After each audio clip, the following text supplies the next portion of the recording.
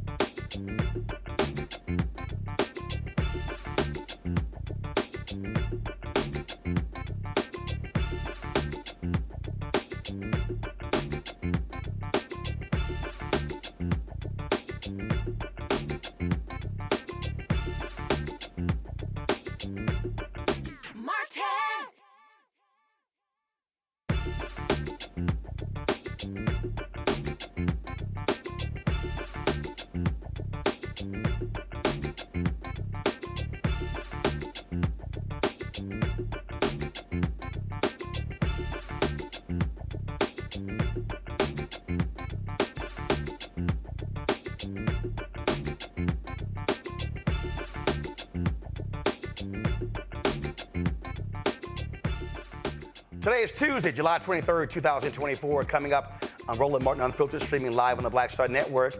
Black men and women have rallied behind Vice President Kamala Harris' presidential campaign. Now, a white woman says it's time for white women to stand up as well. I'll talk to Shannon Watts about her focus to win with white women campaign started. Can't look forward to that conversation. Speaking of the vice president, she was on the campaign trail today as she picked up two major endorsements from Senate Majority Leader Chuck Schumer and House Minority Leader Hakeem Jeffries.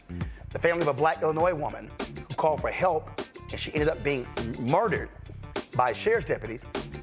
That deputy is now facing murder charges. We'll show you the body cam footage of when Sonya Massey was killed in her own home. The president of the National Organization of Black Law Enforcement Executives will talk about this tragic, tragic case. Folks, it's time to bring the funk. I'm Roland Martin Unfiltered on the Black Star Network. Let's go. He's got it. Whatever the miss, he's on it. Whatever it is, he's got the scoop, the fact, the find. And when it breaks, he's right on time and it's rolling. Best believe he's knowing. Putting it down from sports to news to politics. With entertainment just for kicks, he's rolling.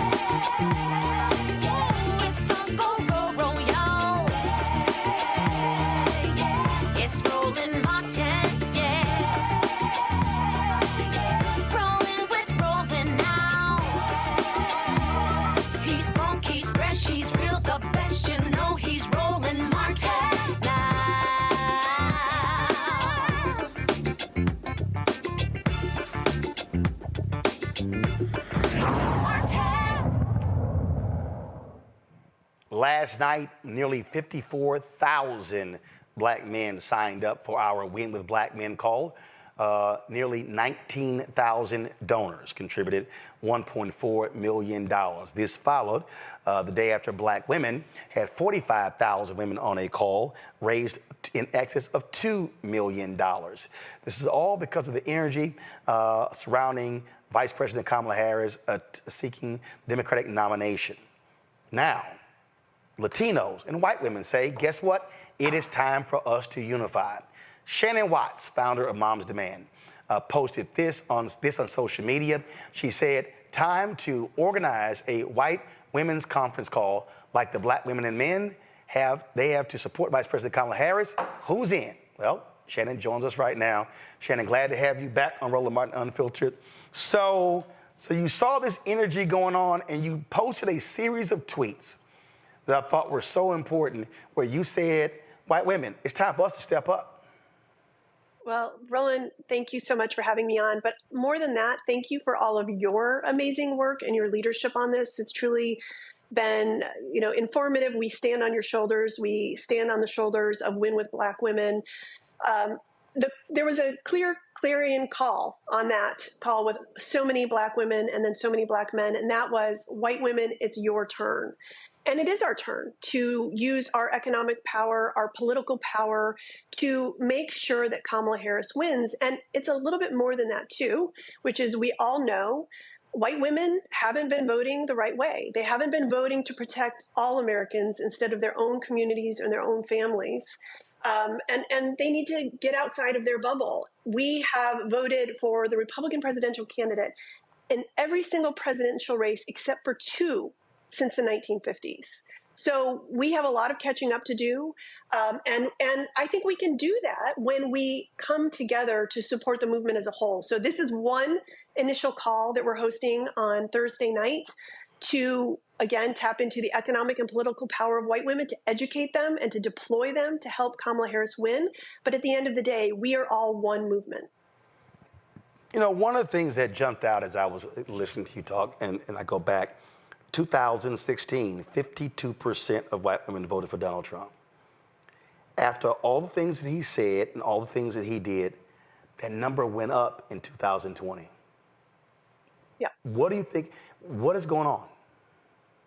Well, we live in a racist, sexist society. We know that. And Unfortunately, when you have someone who is a fear monger like Donald Trump, who lies and who pretends as though he is helping people when he's actually hurting them, and then you combine that with women who are white women who are steeped in this patriarchy and this racism, then it's sort of the recipe for electoral disaster.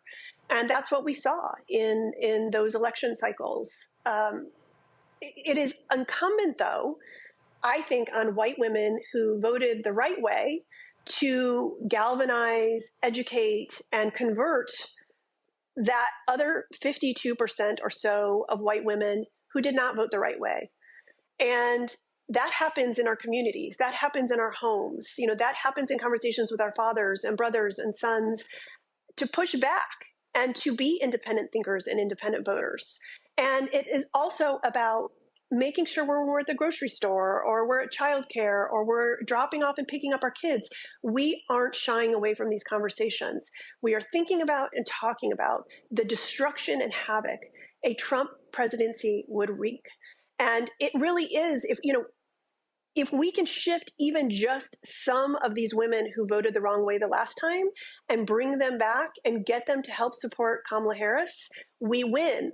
But I think, yes, we need those women who voted the wrong way to vote the right way, but we also need the women who voted the right way to do the work. This isn't going to happen if you make one donation. It's not going to happen if you have one conversation, if you show up for one call. You have to be in this for the long haul. And no, it doesn't end even the day after Kamala Harris is elected president. We have to keep doing the work. Alice Walker said, activism is the rent I pay to live on the planet. And it's something that we as white women need to get out of our bubble and get used to doing.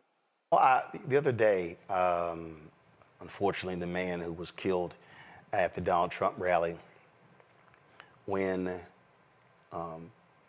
his wife talked, she said that President Joe Biden reached out, but she wouldn't take his phone call. She said because her husband was a hardcore Republican and he wouldn't want her to do that. And I remember seeing some comments from white women saying, see, this is the problem. We have a lot of white women who literally just do whatever their husbands tell them to do. Yes. And I've heard that a lot, that husband says we're voting this way, we're voting this way. You agree with that? Well, I think it's egregious. So I don't agree with it in that sense, but I do agree that that is what happens sometimes. Brittany Packnett Cunningham has this amazing quote about white women who sort of do the bidding of white men. And, it is that the patriarchy won't save you. Your whiteness won't save you from what the patriarchy has in store for you, right? Like, if you think that voting the way your husband votes is going to somehow help and protect you, it's absolutely not true. In fact, look what happens with Donald Trump as president. Look what's happened to the Supreme Court. Look what's happened to our reproductive rights and freedoms. Look what's happened to our safety when it comes to gun violence. President Biden has done an amazing job of trying to protect people, but so much damage was done and so much more destruction will happen if we vote Donald Trump into office again. So this idea that somehow you are protected if you vote the way a white man tells you to vote, is so incredibly misguided. And I think, again, that white women who are on the right side of this issue are very well equipped to have those conversations of conversion. We know these women, right? We're friends with them. We're their daughters. We're their sisters. We're, in their neighborhood. And we have to be uncomfortable. We have to get comfortable being uncomfortable. What has been the response so far from your clarion call? It has been overwhelming. I think there's a real feeling, particularly among Black women, of like, okay, it is your time to shine. Come together, do what we have done on these calls, and then, don't organize yourself separately as white women. Don't create an organization. Don't make this the movement. Have this moment, have this call, do what we have done, and then let's come together to make sure that Kamala Harris wins. And that's exactly what we intend to do. In fact, there's talk after this call that we're having, and you mentioned other calls, Latino women and Southeast Asian women and on are all having similar discussions where they're raising money and educating, then we all come together and, really do the work, roll up our sleeves, and in the next 100 days, elect Kamala Harris as president. You're absolutely right. We have seen the information. Anna Navarro was on the Black Women Win with Black Women call, and she was like, hey, y'all need to help us Latinas to do this. Well, guess what? That call is actually taking place, and that's actually happening tonight at 8 p.m. Eastern, and they sent that out, though. So it's just very interesting just watching the energy. But what it also says, Shannon, it also says somebody has to start it. I always talk about movements, and the reality is you found it Moms Demand.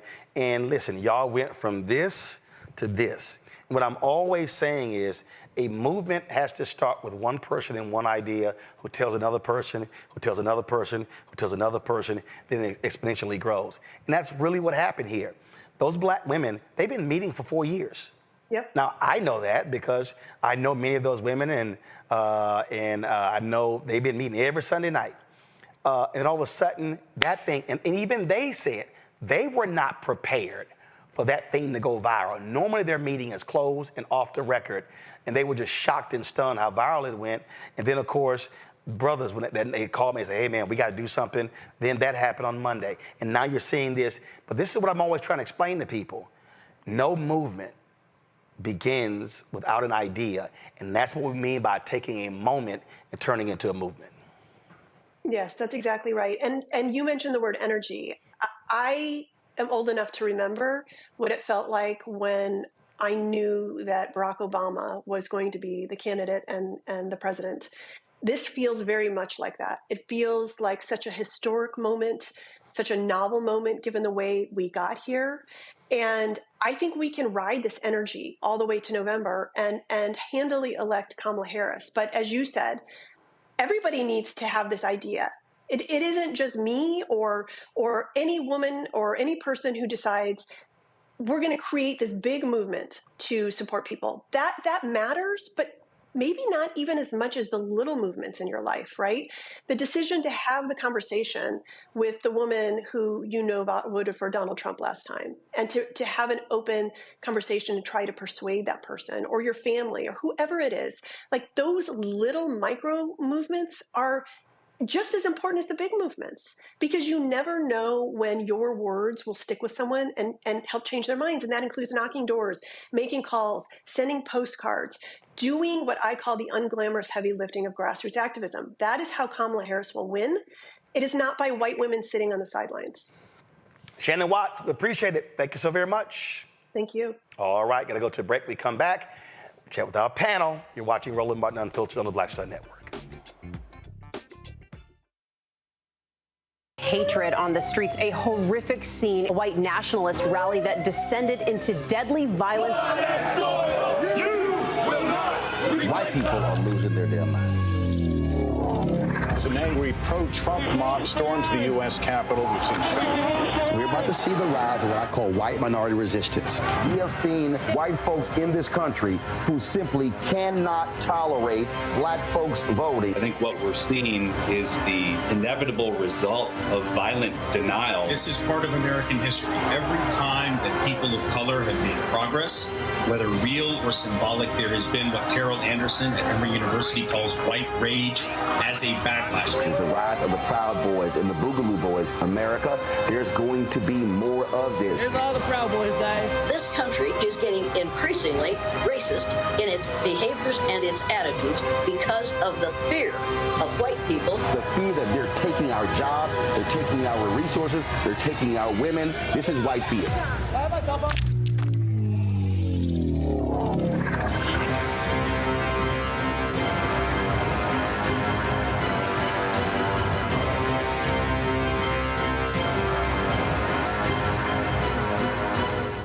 Good job, good pay, good life. Would you be willing to walk away from it to achieve real wealth? Well, that's exactly what this woman did. And boy, did it pay off. Once you make the decision that this is the direction that you're going to go in, I do believe that there's power in having a decided heart. Hear her story on The Next Get Wealthy with me, Deborah Owens, America's Wealth Coach, on Black Star Network.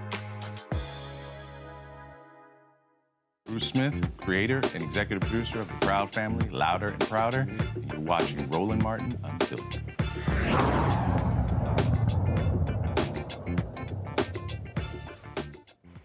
Folks, we are seeing tremendous, as we said, energy taking place all across the country. And as a result of the change on Sunday when President Joe Biden announced that he was not going to be seeking the re-election, it has been a remarkable 2.5 days for Vice President Kamala Harris as she held an event today, as she, of course, spoke to the campaign staff on yesterday, as we see what is happening over and over and over. And it has been blowing folks away. I just saw an email where Reed Hastings, the founder of Netflix, has contributed $7 million to a super PAC. Those major Democratic donors have ponied up almost $200 million since Sunday evening. And of course, the small donors, more than $100 million raised through Act Blue, and 62% of all those dollars, first-time donors. My panel is Randy Bryant, DEI disruptor out of Washington, D.C., Dr. Mustafa Santiago Ali, former senior advisor for environmental justice at the EPA in Washington, D.C., Joy Cheney, founder of Joy Strategies out of D.C. I'm going to start with you, Joy. When you, again, look at that intensity from that Win with Black Women call. And then you see the call that took place on last night with the brothers. 53,000 brothers.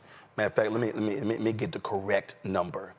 Let me see here. The number of actual participants, 53,862.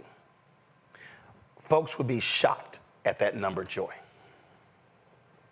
You know, they would be shocked by that number, but we are not. First of all, Roland, you called them, so they were coming.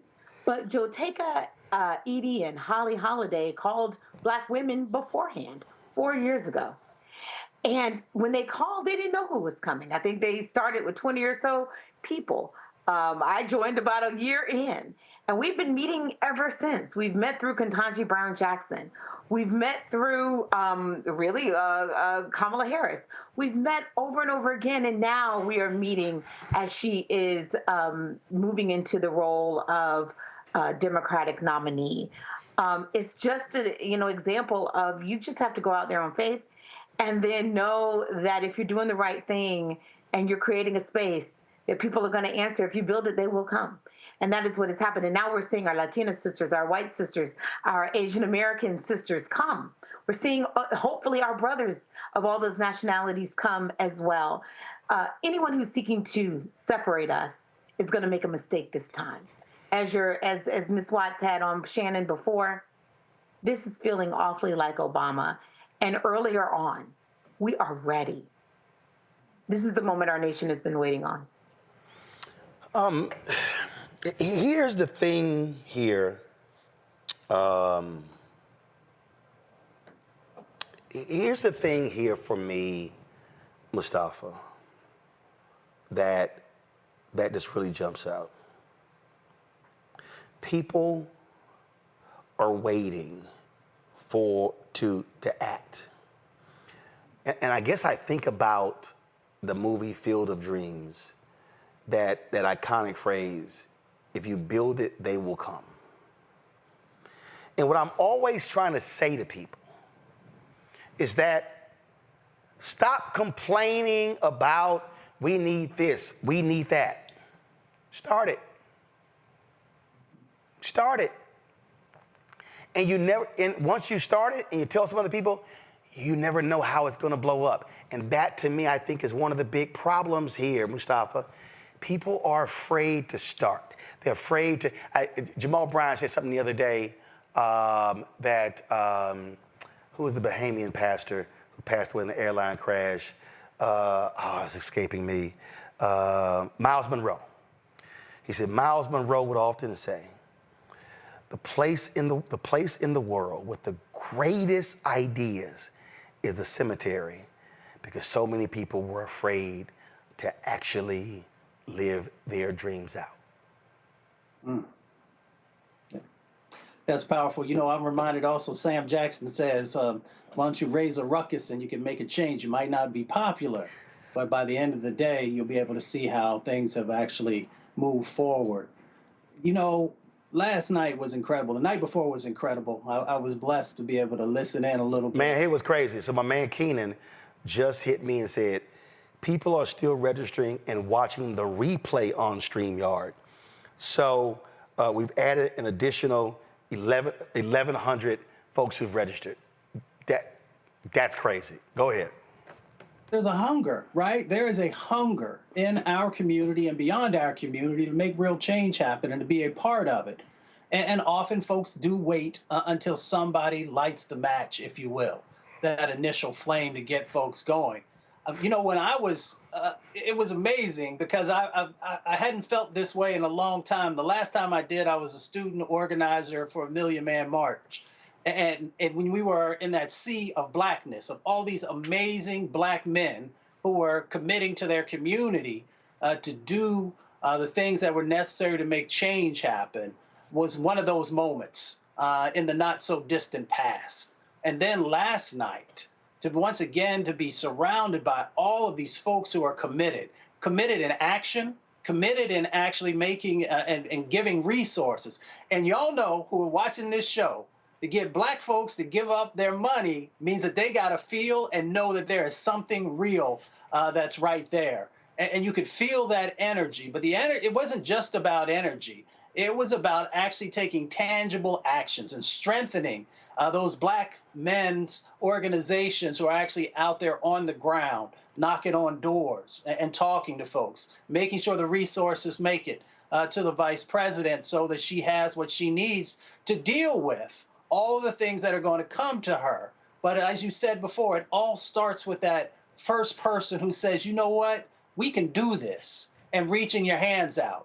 And, you know, I wrote that poem that a whole bunch of people have talked about today, where you've got these black men in that moment who are interlocking their hands, placing their arms virtually around each other and saying, no matter what comes, we are going to stand with this sister. We are going to protect her. We're going to uplift her. And yes, once she is elected, we are going to hold her accountable. But in this moment, we demand to make sure that she has the opportunity to become the next president of the United States. And we are going to play a significant role. And our sisters who actually helped to lead us by being the first out the door planted the seed. And then we are going to continue to water that seed. So when others say that they want to be authentic allies in this space, you know, we welcome them. But of course, we are also going to keep our eyes open to make sure that if white women say that they are going to stand in solidarity, then we're going to check to see if that's real. For our Latino brothers and sisters, we're going to make sure the same thing. So it is a welcoming space where we all have the opportunity to actually make these ideals that America has talked about for hundreds of years become a reality by making sure that the next president of the United States is Kamala Harris.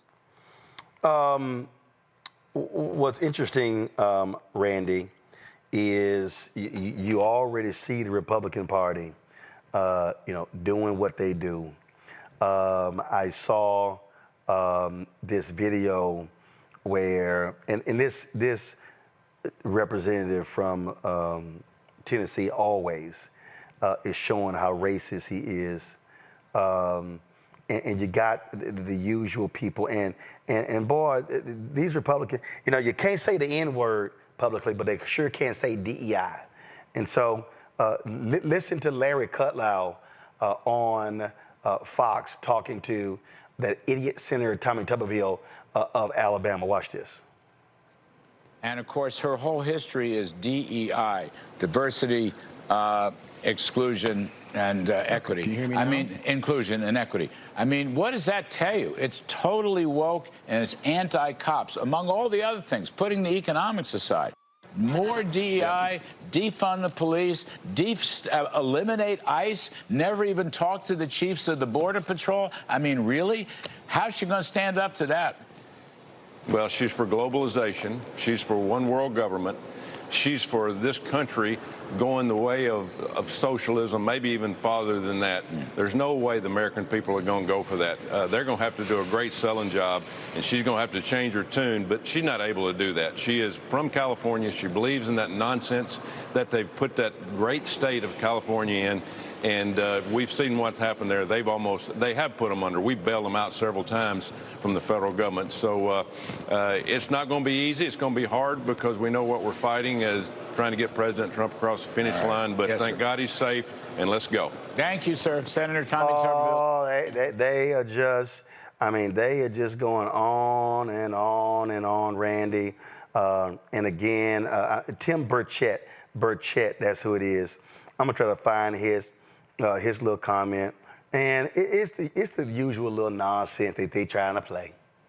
Absolutely. I mean, DEI is the new N word, and there is this assumption that if a woman or a person of color has made it to any level of success, that it must be something that was granted to them and something that they do not deserve, which is based on white supremacist ideals.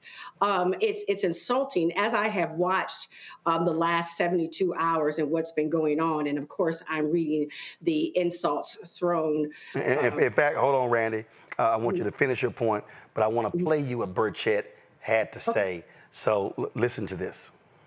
Biden said, first off, he said he's going to hire a black female for vice president, and that he just skipped over. What about white females? What about any other group? When you go down that route, you take mediocrity, and that's what they have right now as a vice president. So are you suggesting she was a DEI hire? 100%. She was a DEI hire. He said he was going to hire, and she didn't. Her record is abysmal at best. Oh, yeah, okay, yeah, whatever, Tim Burchett. Go right ahead. Right. And again, I mean, and it is so interesting to me that white men are immediately assumed to have the qualifications. How people who have a felon and almost a failed businessman as their leader could dare suggest that highly accomplished Kamala Harris as a DEI hire is incredibly insulting, but it certainly is not new.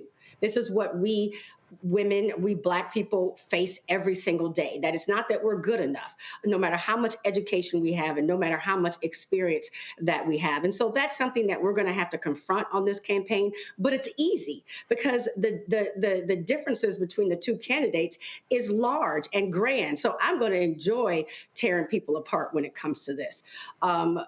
It's a strategy that they're using, but I believe that it's a flimsy strategy because she's too strong. So it's going to be, kind of fun tearing them apart, particularly when you consider the candidate they have. But it's the same old. We saw what happened with the FBI leader.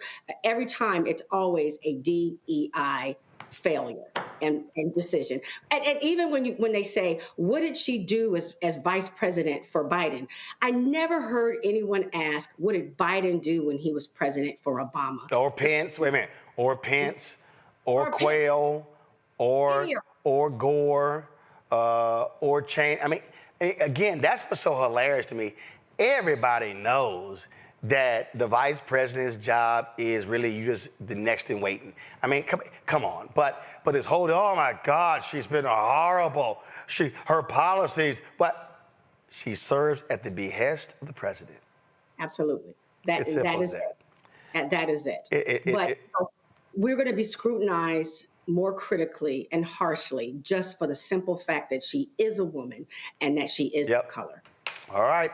Hold tight 1 second. Got to go to a break. We come back. More on Roland Martin Unfiltered on the Black Star Network. Don't forget, support the work that we do. Join our Bring the Funk fan club. Send your check and money order. P.O. Box 57196, Washington, D.C. 20037-0196. Cash App, $RM Unfiltered. PayPal, R Martin Unfiltered. Venmo is RM Unfiltered. Zelle, Roland at RolandSMartin.com. Roland at RolandMartinUnfiltered.com. We'll be right back.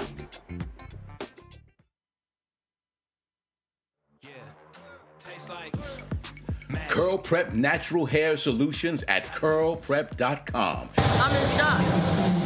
For curls, locks, braids, twists, and even those wigs and extensions. Women, men, and children are loving this line.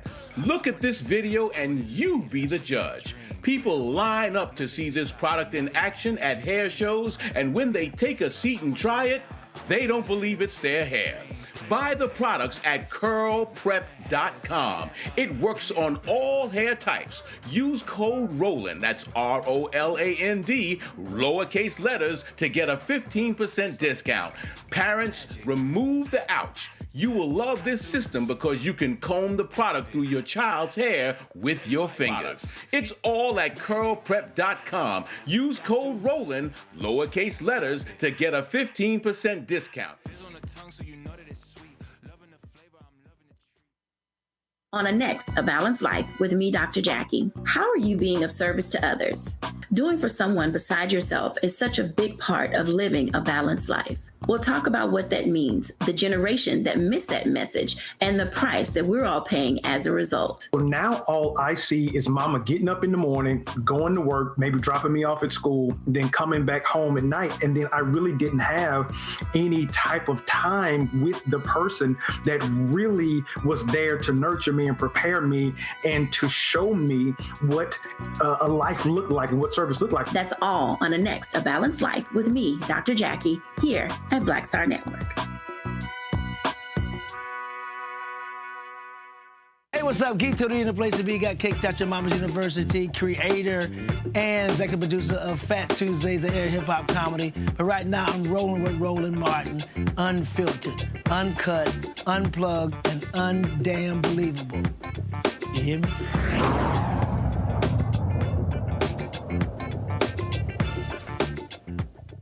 Before I go to my next guest, you can always count on black people doing extra stuff.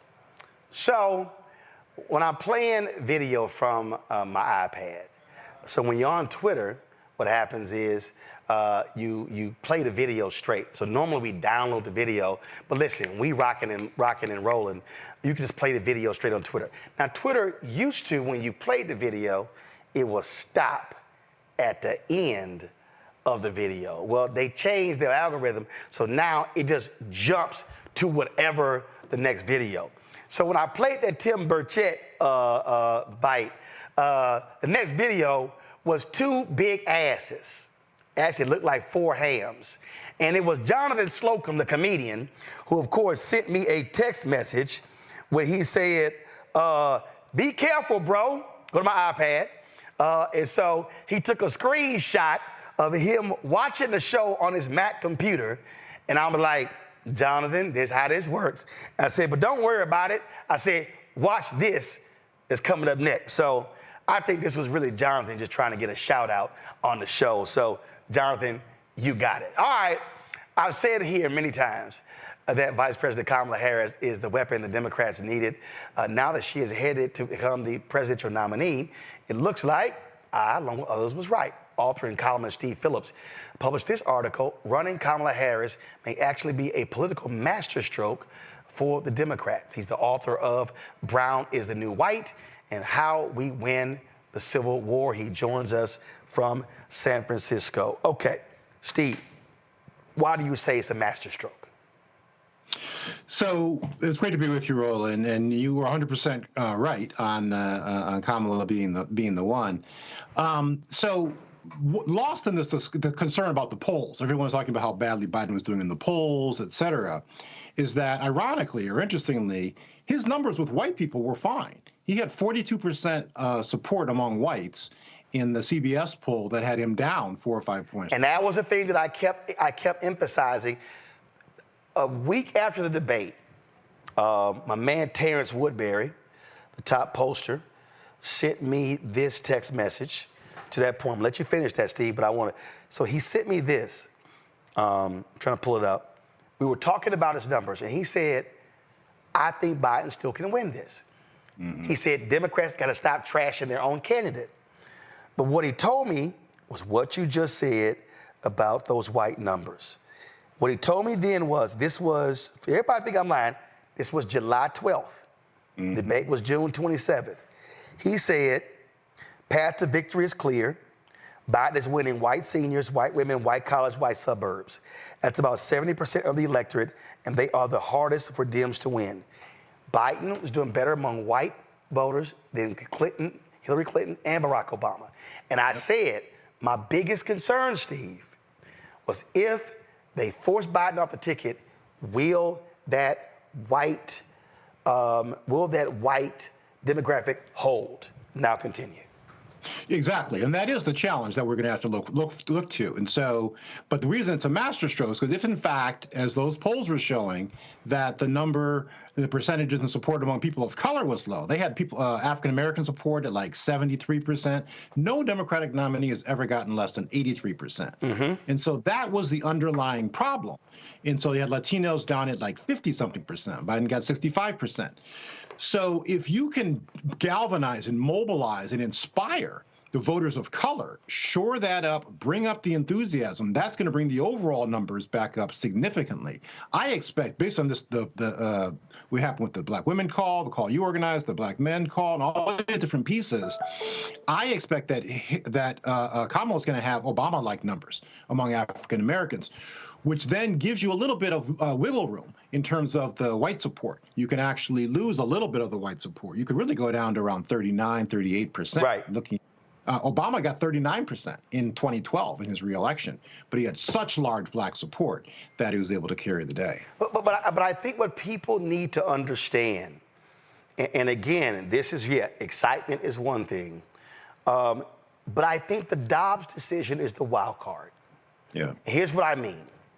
We had, of course, we just had Shannon Watts on, where she's like, white women, we got to step up. Right. So the reason I think the Dobbs decision changes what is historical, 52% of white women went for Donald Trump in 2016. The Dobbs decision has woken a lot of white women up. Exactly. School shootings has as well. Those white women in Tennessee, those women, they were calling mom's demand. Those white women were putting pressure on legislators. And so the unknown here is, with Vice President Kamala Harris centering reproductive rights, and we look at all of these special elections, these state referendums, this may be the year with her at the top that causes Republicans to lose less than 50%. If Democrats could shave off 3 points, white women, game over. Right, 100%. That's what you're talking about. So Dobbs, that the progressive vote, the Democratic vote in the Kansas, in Ohio, places where Democrats never win, or at least Kansas rarely win, and Ohio very rarely win as well. The right was stunned. And that's, Steve, that's why Donald Trump, no. I'm not going to have a national abortion ban. I'm not going to have it. They are scared to death of the post-Dobbs political fallout. Exactly. And so if the progressive Democratic-backed policies are winning in places like Ohio and Kansas, then this is a different moment. And this is a different period in time, and that Dobbs has wakened people up.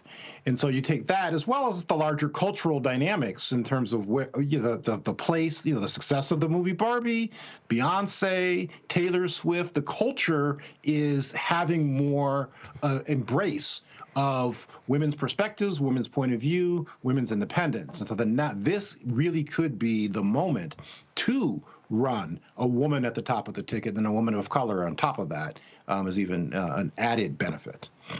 Questions from the panel. Randy, you first.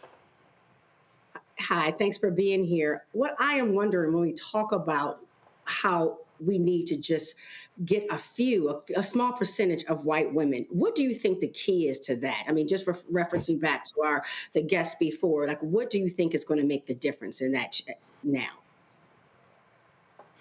Well, I think that the Dobbs piece is the most promising aspect of that, and not only hopeful, but that's the evidence that we're seeing. In that the last time, I mean, we had a moderate Democratic governor in Kansas, but we don't win in Kansas, and so was that a one-off? Democrats have lost statewide, I think, almost every election since the last time Sherrod Brown ran in Ohio, statewide, and yet that ballot measure around women's reproductive freedom did extremely well and passed. So you take that, and then you juxtapose that with who we're running against. A man who is on tape bragging about grabbing women. A man who has been found civilly liable for sexual assault. A man who was found 34 criminal counts for paying off a porn star. And then you juxtapose that with this movement around women's rights and women's equality and women's bodily autonomy. That's a very sharp contrast that does give the opportunity to shave off some of that support among white women. Go ahead. I just hope that their memories are long, because it seemed as if there was a lot of rhetoric before the last election, but when it came down to voting, when it actually were more white women voting for Trump, I was absolutely surprised. So I hope that this campaign this year does a good job of reminding white women about Trump's history when it comes to, and Trump's, what his decisions are now when it comes to women. Yeah, and I think it's actually going to be all of us. And so I think you've been talking about it on the show here, but those of us who were there early in the Obama years, 07 in particular, this is like that in terms of its feel, it's the movement cause, the intensity of it. And so that level of grassroots enthusiasm is going to also reverberate out and impact other white women, frankly. Well, be in relationship with people that they have accountable to. Well, I mentioned the white women call on Thursday. Yes. The Latina call tonight. Go to my iPad. South Asian women for Harris. They having a call tomorrow. I mean, so Steve, you're right. Again, you're seeing that momentum, how that ball is rolling. Joy. Yeah, Mr. Phillips, I'm so glad you're on. I agree with so much what you're saying.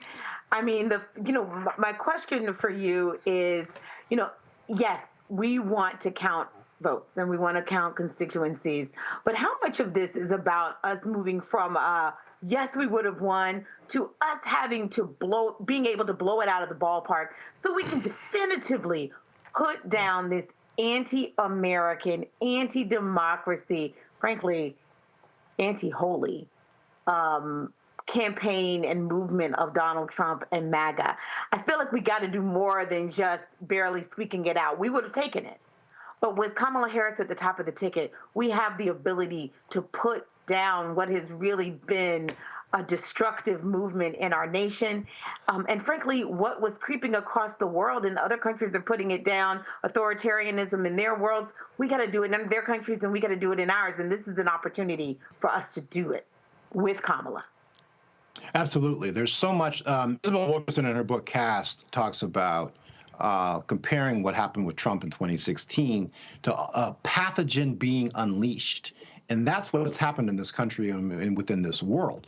And so if you've seen people like Elon Musk and other people and all these attacks on DEI, et cetera, they have been emboldened and empowered to give rise and give voice to their most pro-white sentiments in ways that people wouldn't have said before.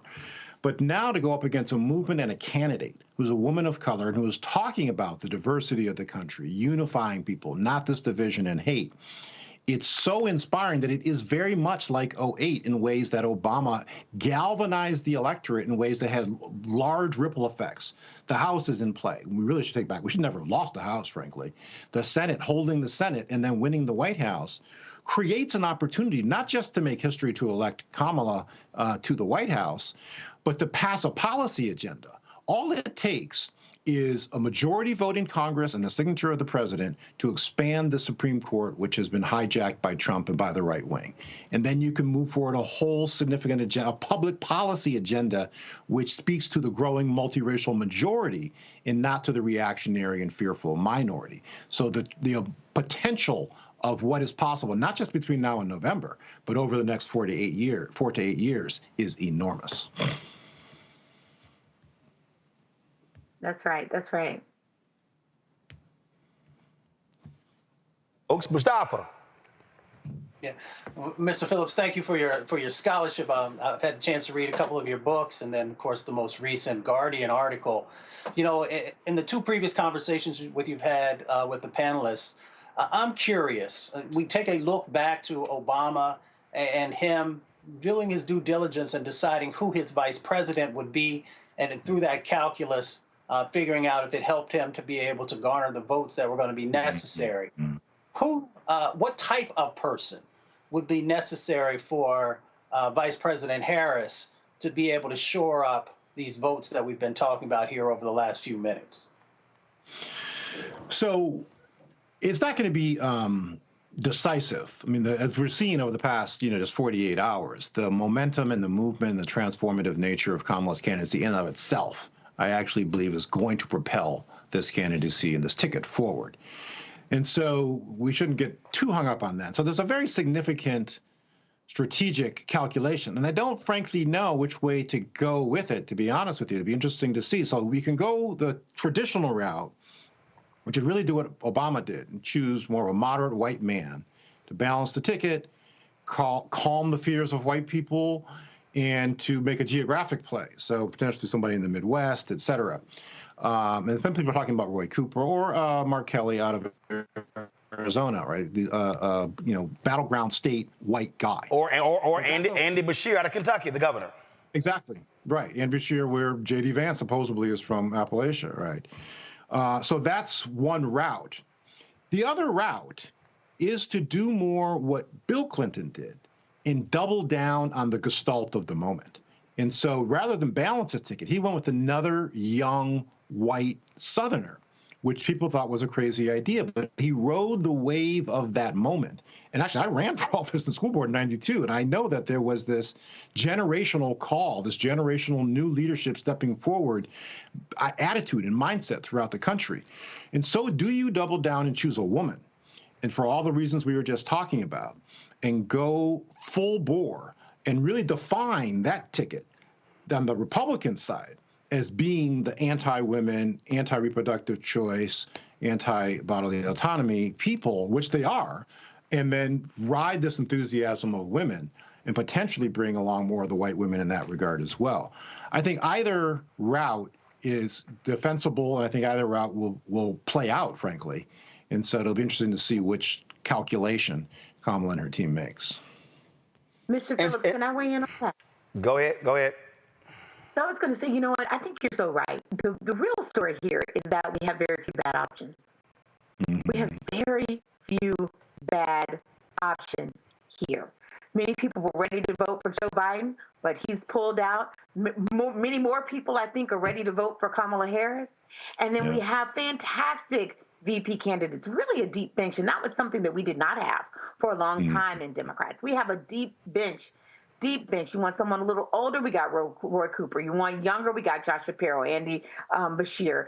You want someone middle of the road who's a senator who has this Americana astronaut, we got Senator Kelly. And then we also, of course, have Gretchen Whitmer. She said she's pulling out, but you never know.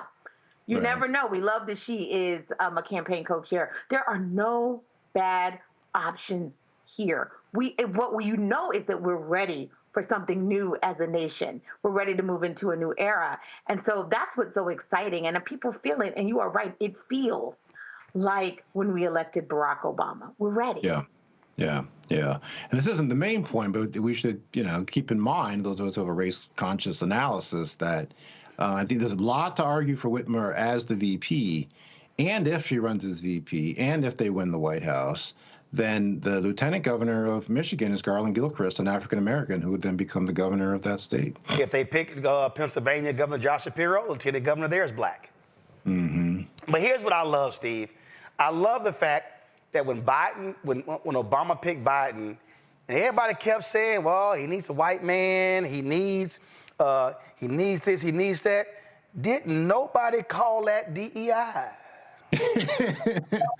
And ain't nobody saying it's DEI picking a white man right now. It's just interesting how they never call it DEI when it's white folk. And then Trump choosing J.D. Vance, who is probably the least experienced person to ever be chosen for vice president. He's been in public office for 17 months, and you haven't heard anything about his lack of qualifications for the office. So, yes, there's very much a double standards and talking out of both sides of their mouth. Absolutely. Steve Phillips, I appreciate it, sir. Thank you so very much. Thanks for having me on, Ron. Great to see you. All right, folks, we will be back right here. Talk more politics, but also we're going to talk about this shameful story out of Illinois. Black woman murdered in her own home by the cops because she was holding a pot of hot water. You're watching Roland Martin Unfiltered on the Black Star Network. When you talk about blackness and what happens in black culture, we're about covering these things that matter to us, speaking to our issues and concerns. This is a genuine people-powered movement. There's a lot of stuff that we're not getting. You get it, and you spread the word. We wish to plead our own cause. Too long have others spoken for us. We cannot tell our own story if we can't pay for it. This is about covering us. Invest in black-owned media. Your dollars matter. We don't have to keep asking them to cover our stuff. So please support us in what we do, folks. We want to hit 2,000 people, $50 this month, raise $100,000. We're behind $100,000, so we want to hit that. Y'all money makes this possible. Check some money orders. Go to P.O. Box 57196, Washington, D.C. 20037-0196. The Cash App is $RM Unfiltered. PayPal is R Martin Unfiltered.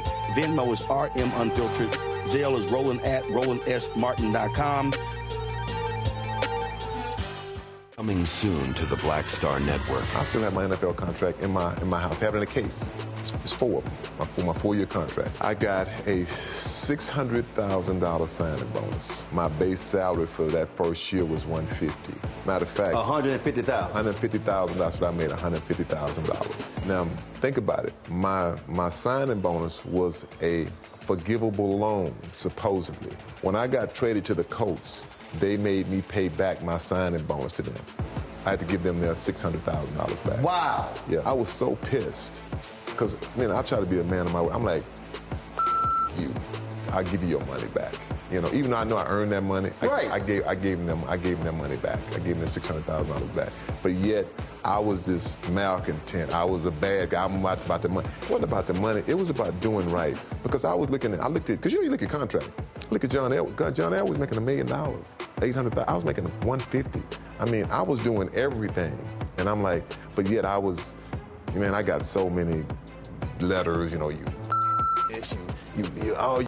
so I just play for free and all that kind of stuff. I mean, you don't forget that kind of stuff. Right. That stuff is hurtful.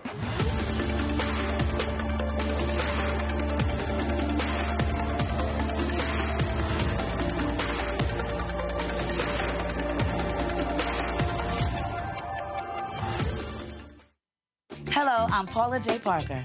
Truly proud on the Proud Family. I am Tommy Davidson. I play Oscar on Proud Family, Louder and Proud. Hi, I'm Jo Marie Payton, voice of Sugar Mama on Disney's Louder and Prouder, Disney Plus. And I'm with Roland Martin on Unfiltered.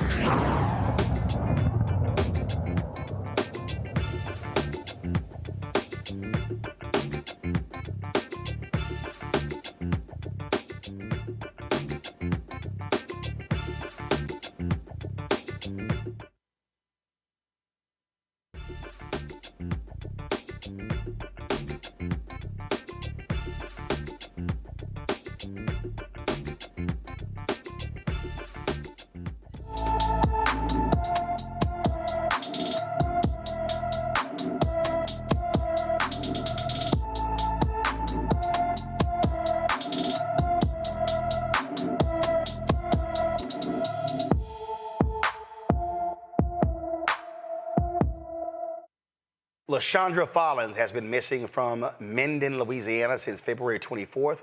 The 17-year-old is 5 feet 5 inches tall, weighs 110 pounds, with black hair and brown eyes. Anyone with information about LaShondra Follins should call the Minden, Louisiana Police Department at 318-371-4226, 318-371-4226. Folks, there's a stunning and shocking story out of Illinois. The body cam footage regarding the murder of 36-year-old Sonya Massey has been released. Folks, this shooting took place on July 6th after deputies with the Sangamon County Sheriff's Office responded to a call from her of a prowler. Charging documents indicate that Sean Grayson drew his gun and threatened to shoot Massey in the face. Grayson aggressively yelled for Massey to put down a pot of boiling water. As Grayson drew close to her, he fired 3 times, striking her once in the face.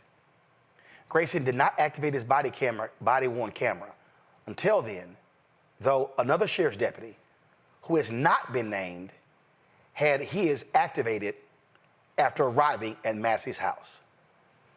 The entire video, folks, is 34 minutes. I saw the video last night, and even I had to turn away when I saw what was about to happen. So let me warn everyone right now. I don't want us to have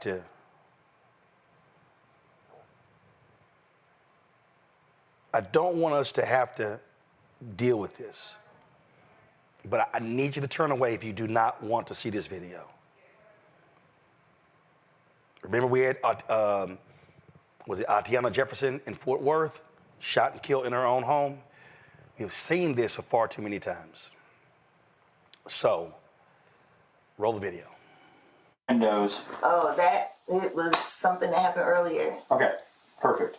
What is your last name? Shouldn't have to think about your last name. Okay. You're not in trouble. I just need to attach. Massey. Massey. Yeah. You have an ID? That'd make things so much easier. I just need just a driver's license will do, and then I'll get out of your hair. I want to show y'all my paperwork. I will get your paperwork. What paperwork? Okay. I got some paperwork. Well, just get your ID real quick. Let's get your ID first, and then one task at a time here. Okay. Let me here, grab your ID for me. Okay. Your ID. One task at a time. So let's do an ID, and then you can dig around for your paperwork. I don't know where my ID is. You have that stack right there, maybe? Okay. 1 second. Just check on her. Let me need this. No, we don't need a fire while we're here. Right. Okay. Let me see. Okay. Where you going? Where you going? Away from your hot steaming water. Away from my hot steaming water? Yeah. Oh, I would rebuke you in the name of Jesus. I rebuke you in the name of Jesus. You better fucking not. I swear to God, I'll fucking shoot you right in your fucking face. Okay, I'm sorry. Drop the fucking pot! Drop the fucking pot! Drop the fucking pot! 19 shots fired. Shots fired! Shots fired! Drop the fucking pot!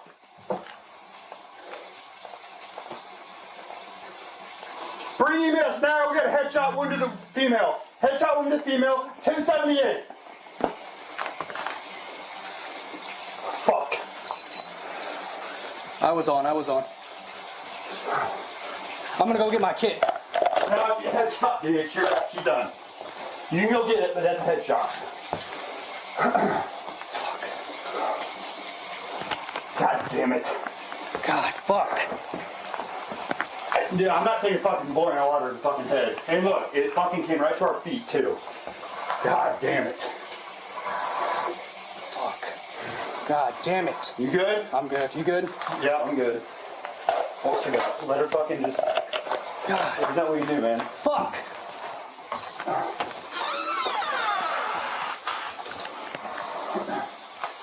You good? Alright. Fuck. Well, I mean, you know, what else do we do? I'm not taking hot boiling water to the fucking face, and it already reached us.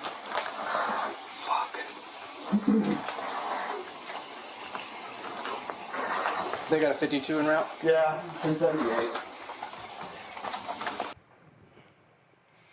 Sonya Massey's father, James Wilburn, was on CBS Mornings with Gayle King. And he talked about how he found out how his daughter died. I was never told that it was a deputy-involved shooting. We were under the impression that she was killed by the intruder or some other person from the street or something, and they just went in there and found her dead body. I did not find out that the deputies killed her until my brother asked for Sonya's address, and I gave it to him, and he said, "Brother, this says deputies involved." And I'm like, "What are you talking about?" But we were all misled to believe that. And then there was a story that this was self-inflicted, a self-inflicted gunshot. Oh, my goodness. So I think the cover-up started from just right after it happened. And thank God for the body camera footage. It's probably the most horrible and heart-wrenching thing that we've ever seen in our lives. But if it were not for the body cam footage, we would not have known that this occurred. She feared for her life. There was some premonition that she had. And it seems like he was just an emissary of Satan. And that's what caused him to do what he did. It's just unexplainable. Grayson, the cop who shot and killed her, who murdered her, he's worked for 6 law enforcement agencies in 4 years. He's facing 5 charges, including 3 counts of first-degree murder, aggravated battery with a firearm, and official misconduct. Presiding Circuit Judge Ryan Cadigan said Grayson's callousness during and after the shooting, including not rendering help to Massey, was one of the reasons he ordered Grayson to continue to be detained pre-trial. Joining me now from Atlanta is Rodney Bryant, president of the National Organization of Black Law Enforcement Executives. Rodney, you see that video. You hear this congenial conversation. She is boiling a pot. You hear her talk about rebuke something in the name of Jesus. And this cop just goes crazy. Later, he tries to claim, oh, I don't want to get hit with a pot of boiling. She wasn't even threatening to hit them with the water. What? Just share with what the hell you just watched. Roland, first of all, thank you for having us on this show, and my prayers go out to the Massey's family. This is once again, we're reviewing a tragic situation that plays out live for our country to see. It's quite disturbing. It's disturbing for any father to be able to see that this could happen to their child. It's disturbing to our community. I've had a number of calls as it relates to this video and the outrage that is being poured out. But again, we're seeing this play out once again, and we can no longer just continue to pray for families. We can no longer just march. There has to be more aggressive action that take place, that we make sure that this stops. We just can't be here again. I mean, you're watching it, and this sister is just talking, and she called the cops about a prowler. And here's what I don't understand. She called about a prowler. Why in the hell are they inside having this extended conversation, and she ends up getting shot in the face? Yeah. I can't get into, because I don't have all the answers on how they were able to get into the house and why they were able to get in the house. But clearly, the parts that we see on the video appears to be inexcusable. When people are calling for assistance, that is what they're looking for. And there was nothing in this video that we see readily that will give us any indication that this is how this should have turned out. It was just unbelievable. And I mean, this is the beginning of the video right here.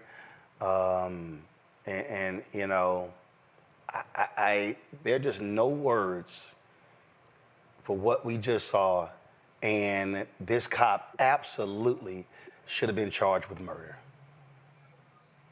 Yeah, I think the attorney in that area did the right thing. They worked speedily to bring the charges, and what the judge is doing as it relates to it from what we're seeing. I think that the system is at this point doing what it's supposed to do, but we'll continue as Noble and other partners, we'll continue to monitor this to make sure that justice is brought for this family and this young lady, Sonya Massey.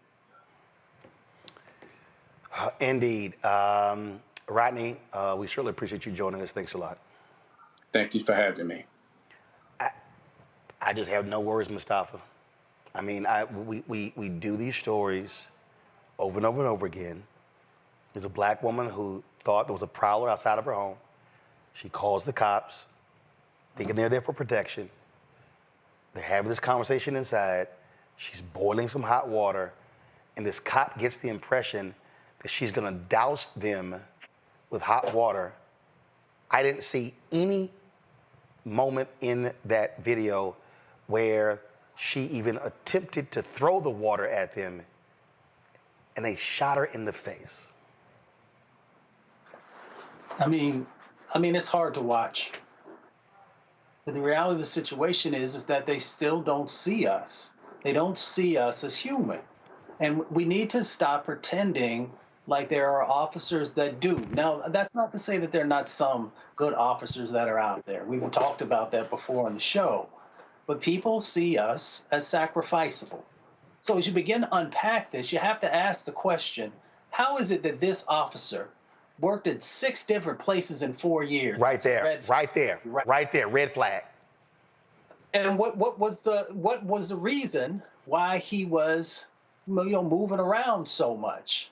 And we know that there are officers who can be bad officers, and they just move over to another place. We've seen it time and time again. We also know that, and I've been a big advocate for this, I've written legislation that I tried to get passed, that we need to actually make sure that there are these psychological evaluations of police officers every 6 months. And that is because it is a hard job, it is a stressful job, but there are also individuals who continue to also have mental health issues, who are carrying a gun and who have the ability to take a life in a second.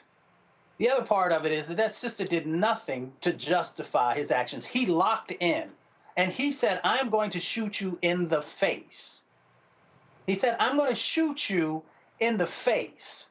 That's something that you see on a TV show. You shouldn't be hearing anything even remotely close to that. The other thing is that I grew up on gun ranges. I know that you can shoot somebody in the arm or the leg. You don't have to shoot center mass. You definitely don't have to shoot anybody in the face. This was intentional. He had made a decision to shoot this person in the face, a human being. But he didn't see a human being in front of him. He saw a black woman. He saw a black face and made a decision that he had the right to take her life away. He thought that privilege told him that he could do it. He thought he could do it because he thought that he knew he did not have his camera on, and he was praying that his partner didn't have his camera on. Then the first thing you heard after the shooting was he began to try and reframe the narrative and reframe the story so that psychologically it would be in his partner's head of what just played out, even though his partner saw with his own eyes the assassination of the sister. So we got to understand the game that's going on, and we've got to make some decisions also. So we've been talking about our vote, right? And everybody's excited about, the candidate, Kamala Harris. The question really is, yes, we should be paying attention to that, but we should be paying attention on the local and the county and the state level, the individuals that you're allowing to have this power. And are we actually asking the tough questions of individuals and making sure that they have the right mindset, that if we're going to give you our vote, you are also going to do everything in your power to protect our communities, to hold people accountable when they fall short. And if we're not willing to actually do that hard work, we are going to continue to be in these sacrifice zones. We are going to continue to have our lives taken away from us, whether our name is Breonna Taylor, our name is Eleanor Bumpers, or Alberta Spruill, or Sandra Bland, or we can go on and on and on, because they do not value our lives.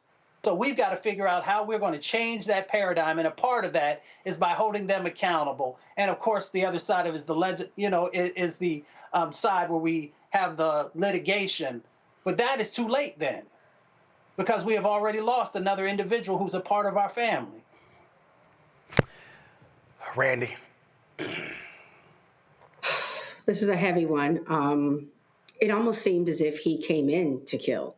He was aggressive with her from the minute he walked in. He treated her as an enemy from the minute he walked into the door. She called them to get help. So I don't know why she immediately was being questioned as if she were the criminal. And that's the problem. I believe that we are seen as criminals and viewed suspiciously from the moment that some of them are around us. We talked about DEI. The DEI was always created to manage or to balance out the privilege that white men receive. Here you have a white man who's been able to go to 6 different police departments in 4 years. Tell me who else could do that. Tell me who else who clearly was unsuccessful doing their job, that they had to leave 6 times in 4 years, that can continue to have a job, particularly a job that is as sensitive as being a police officer is, because we see that allowing something like this to happen can be dangerous, can be fatal. I'm sick to death of having these conversations all of the time about us losing innocent Black people, particularly Black people who are calling simply for help. This woman, they found the car. The car had 2 broken windows. Clearly, here she was the victim already, and then to secondly, again, be victimized by the very people that she was trying to get help from. My heart goes out to the Massey family. I cannot imagine what they must be feeling right now, because we're all hurting. We're all hurting when we see something like this happen. And that change has got to come. Change has got to come. Joy? Yeah, no, the change does have to come. And on that, I mean, we could have had the George Floyd Justice and Policing Act, right? And that is one of the unfinished items from this administration, from these last 2 congressional sessions. And it's what we're going to have to fight for. It's what's on the ballot. We have to make sure we are holding police departments and states accountable for what happens with their police officers. It's not about training. This wasn't about training. This is about the fact that you can have a rogue person on the force moving from place to place. We'll find out more about him. And I guarantee there will be red flags that suggested he shouldn't have been out there with the badge and a gun to begin with, right? He shouldn't have even been in this position of power. But we're also going to find that no matter what we do in terms of training and policies, et cetera, that's important. But it's almost too late. You have to also have the right type of people on the force. You have to have the ability to get rid of the people who are the wrong types of people. And you have to give people an internal calculus. If I do this, they're going to be able to sue my family and not just take my future, but the future of my family, because I'm not going to be immune from my behavior on the force. We have to make it so that they see the cost of behaving like this, that this kind of okay corral cowboy without regard for human life is not acceptable. And their family members have to put pressure on them to say, don't be this person. Don't be this person. you can ruin our entire lives. We have to change the calculus, because it's not enough for us to just count on somebody not being a good cop, taking matters into their own hands, exaggerating, hoping people don't have their camera on, forgetting that people have their camera on. That happens too. Just deciding that they can say whatever. And so, we are so excited about the potential of a President Harris. But whether it's a President Harris or a President Trump, we must hold our politicians accountable for getting this under control. It is 2024. We have had a Black president. We are on the cusp, hopefully, of the first Black female president. We cannot have Black women and Black men killed in their own home, holding boiling water of threat to no one, and have two cops seek on camera to try to fix things up. It's just unacceptable. Time's up on that. That ends now, and we've got to hold our politicians accountable for making it so, Democrat and Republican. President Joe Biden released a statement regarding the murder of Massey. This is what he said. Sonya Massey, a beloved mother, friend, daughter, and young Black woman, should be alive today. Sonya called the police because she was concerned about a potential intruder. When we call for help, all of us as Americans, regardless of who we are or where we live, should be able to do so without fearing for our lives. Sonya's death at the hands of a responding officer reminds us that all too often Black Americans face fears for their safety in ways many of the rest of us do not. Sonya's family deserves justice. I am heartbroken for her children and her entire family as they face this unthinkable and senseless loss. Jill and I mourn with the rest of the country in our prayers over Sonya's family, loved ones, and community during this devastating time. I commend the swift actions that were taken by the Springfield State's Attorney's Office. While we wait for the case to be prosecuted, let us pray to comfort the grieving. Congress must pass the George Floyd Justice and Policing Act now. Our fundamental commitment to justice is at stake. Vice President Kamala Harris also released a statement regarding the death of Massey. This is what the Vice President had to say. Sonya Massey deserved to be safe. After she called the police for help, she was tragically killed in her own home at the hands of a responding officer sworn to protect and serve. Doug and I send strength and prayers to Sonya's family and friends, and we join them in grieving her senseless death. Our thoughts are also with the communities across our nation whose calls for help are often met with suspicion, distrust, and even violence. The disturbing footage released yesterday confirms what we know from the lived experiences of so many. We have much work to do to ensure that our justice system fully lives up to its name. I join President Biden in commending the swift action of the state's attorney's office and calling for calling on Congress to pass the George Floyd Justice and Policing Act, a bill that I co-authored in the Senate. In this moment, in honor of Sonya's memory and the memory of so many more whose names we may never know, we must come together to achieve meaningful reforms that advance the safety of all communities. Got to go to a break. We'll be right back.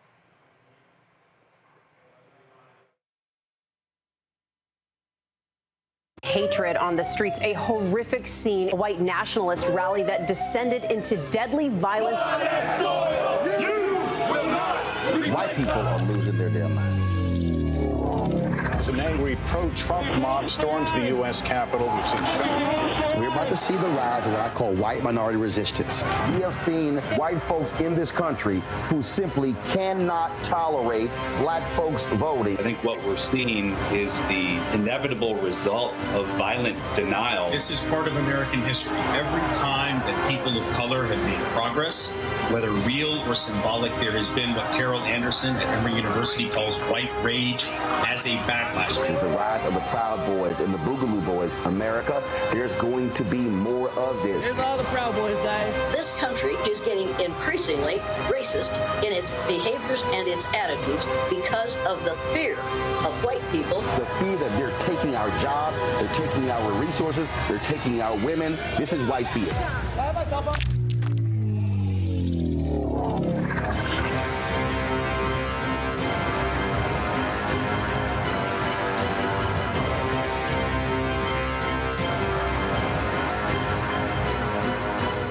Next on The Black Table with me, Greg Carr, we welcome the Black Star Network's very own Roland Martin, who joins us to talk about his new book, White Fear, how the browning of America is making white folks lose their minds.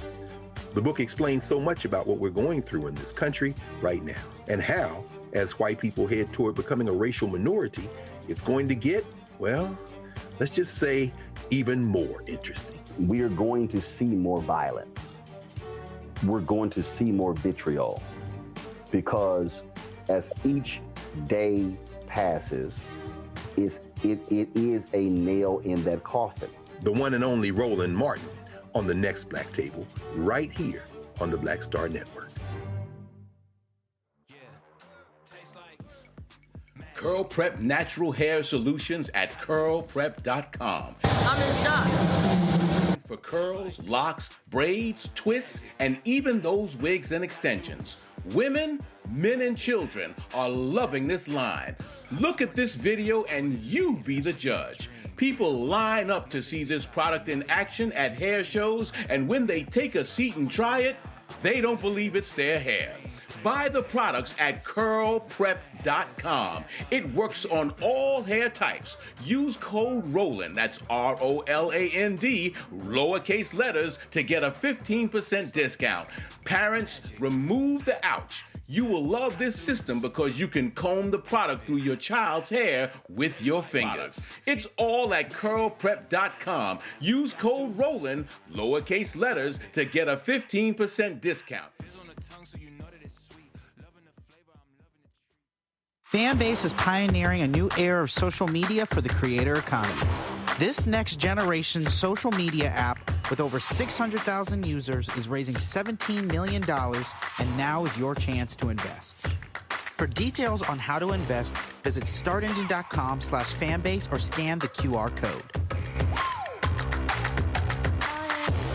Another way we're giving you the freedom to be you without limits.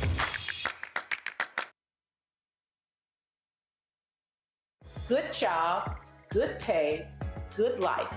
Would you be willing to walk away from it to achieve real wealth? Well, that's exactly what this woman did, and boy, did it pay off. Once you make the decision that this is the direction that you're going to go in, I do believe that there's power in having a decided heart. Hear her story on The Next Get Wealthy with me, Deborah Owens, America's Wealth Coach, on Black Star Network. This is Essence Atkins. Mr. Love King of R&B, Raheem Devon. It's me, Sherry Shepard, and you know what you're watching. You're watching Roland Martin, Unfiltered.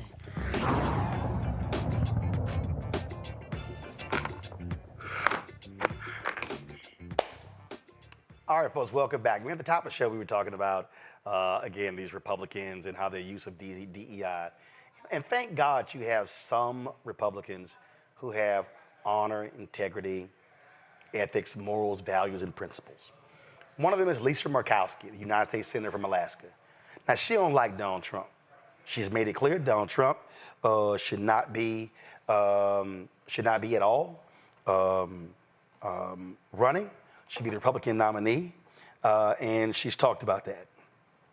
So on this whole DEI issue, go to my iPad. So she was asked about this here. Murkowski on calling Kamala Harris a DEI hire. Of course it's not appropriate, for heaven's sake. What? Are they just gonna say, if you're not a white male, it's a DEI candidate? I'm sorry, no. That right there was the point, Randy, that I was making earlier. That, and people gotta stop sitting here, dancing around, not really wanna call them out. No, they gotta say, so white boys ain't DEI? When the white boys hire white boys, that ain't DEI? That's how y'all want to roll? See, I'm not going to play their game when it comes to DEI. I'm going to call their asses out. I'm going to talk about when the book, when affirmative action was white. I'm going to sit here and say, was it DEI when we chose like 102 straight white male Supreme Court justices? See, this is when I criticized Bernie Sanders about his criticism of identity politics, When I criticize Bill Maher about the same thing, they always want to criticize identity politics, and it never involves white men. Right, because they are the standard. In their minds and in the way this world has set up, white men are the standard, and anything different is DEI. Or we should question if they have the right qualifications. Whereas because they're just accepted, white men, we never question their qualifications. We never question when they're in power. It's fascinating to me that we can have all, president after president of companies and this country be white males almost across the board. And we never question if that's the right thing, the fair thing, the deserving thing. But the minute that someone who is not white and male is considered, that person's a DEI. That person is not qualified. We are making exceptions for that person.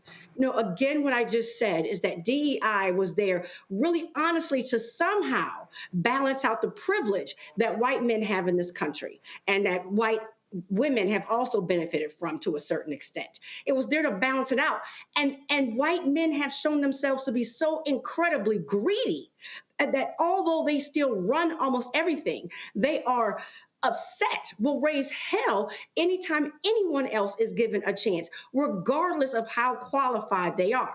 I mean, the reason why I call myself the DEI disruptor is here I have worked in this field for so long, and I was disgusted at the way that the term that the field was being characterized. So I had to say, I'm going to disrupt this. I am, like you, Roland, going to call people out. That's absolutely a major insult to anyone to say the only way that this person is in the place that they are is because we're doing them a favor, because it's charity, because that person just happens to be Black. How do you look at someone with a record like our vice president and say, oh, well, she's only there because she was Black and a woman?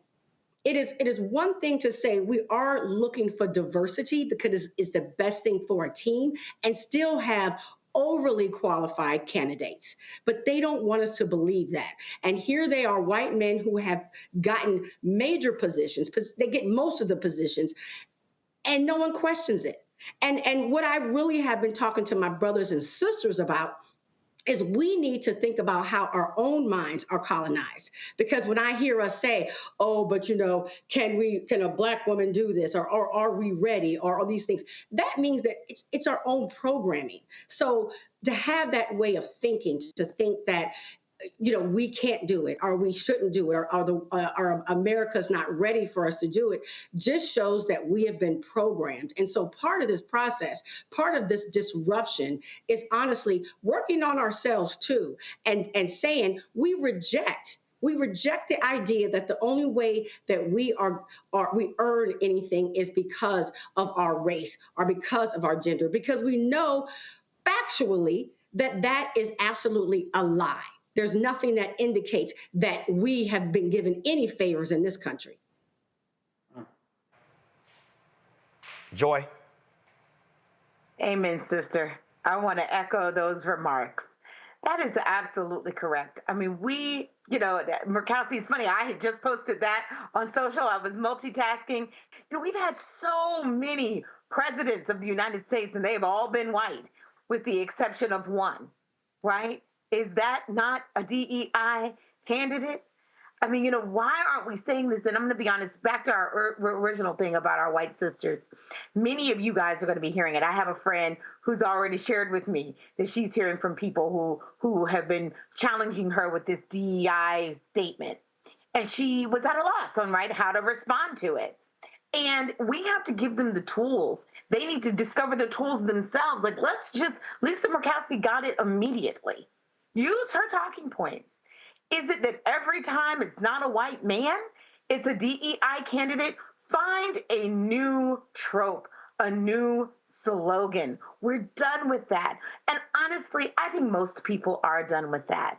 I think when you saw the congressman earlier make the statement about Kamala Harris being a DEI candidate, you saw Mike Johnson immediately respond when he was asked about it. He walked away from that. He said, oh, no, we won't be talking about any of that, any DAI candidate. Why? Because he knows, he's done the math, he's seen the internals, and he understands that those messages do not work, including with moderate voters who they will absolutely need in order to win. They needed it if it was Biden, and they are definitely going to need it with Kamala Harris. He cannot win that way. Mustafa. I mean, we know that the system has never been set up for us. They know that. And when anytime we move into a space that is either a new space or a space that we're coming back into, they send a very clear signal that you're not welcome here. You're not welcome here because we don't want to have to compete with you, because we understand the excellence that exists inside of your people, and that if we give you a fair chance, then we probably will be shown that our game is not as tight as it needs to be to hold the levels and positions that we have. DEI has always benefited white folks. I mean, I can give you 100 different examples in policy, going all the way back to the Homestead Act, where we said, white folks, why don't you come on across the country? We're going to give you all this land. And we said to other folks, you can't be in this space, because we're going to allow our folks to build wealth and strengthen the economy of the United States. The GI Bill, also brothers who went and fought in foreign lands and came back, and people told them, yeah, no, this is not really for you. But we want to make sure that white folks have the opportunity to get educated. So, there is a long history of how DEI has actually benefited white folks and continued to keep us off on the sidelines. But then we flipped the script. And when we flipped the script, that's when they got nervous. And the reason that they're nervous right now is, once again, because they know that excellence that exists inside of us, and that we are no longer willing to accept the status quo. We're going to make sure that we get what is due to us. We pay taxes, an incredible amount of taxes. We're going to get the money, and we're going to get the positions. And if you can't deal with it, get the hell out the way. All right, then, folks, we're going to do a real quick break. We're going to come back. We're going to hear Vice President Kamala Harris' speech today to Democrats. You're watching Roland Martin Unfiltered on the Black Star Network.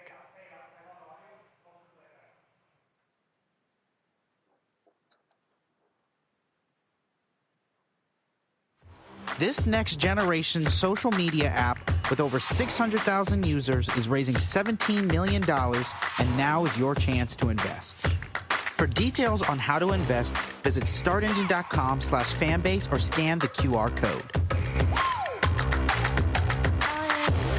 Another way we're giving you the freedom to be you without limits. Hi, I am Tommy Davidson. I play Oscar on Proud Family, Louder and Prouder. I don't play Sammy, but I could. Or I don't play Obama, but I could. I don't do Stallone, but I could do all that. And I am here with Roland Martin on Unfiltered. Good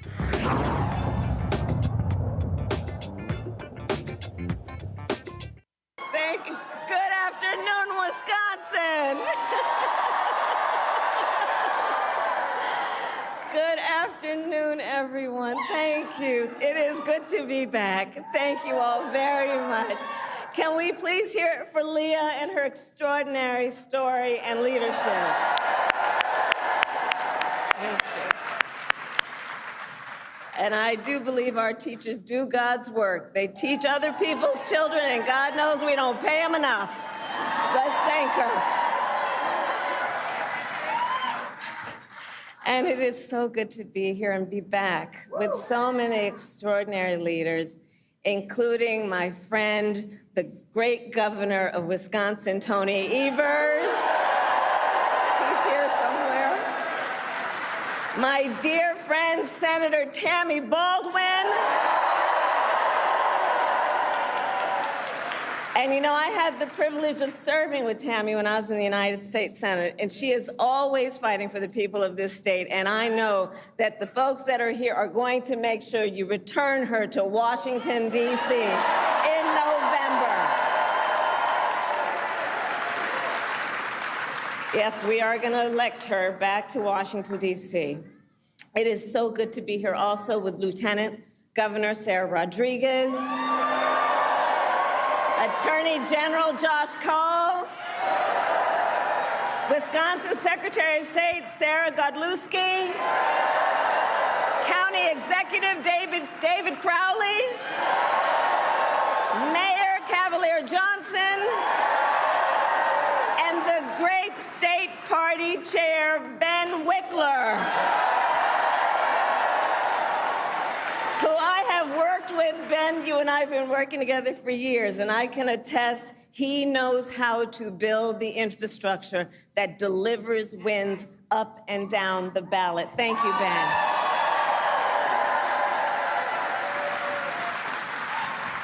So it is good to be back in Wisconsin, and it is great to be in Milwaukee. As many of you know, our state campaign headquarters are in this city. Yes, and there is a reason for that. The path to the White House goes through Wisconsin. Yes, it does. And to win in Wisconsin, we are counting on you right here in Milwaukee. And you all helped us win in 2020. And in 2024, we will win again. Yes, we will. So, Milwaukee, I want to start by saying a few words, and I could really speak at length, but a few words about our incredible President Joe Biden.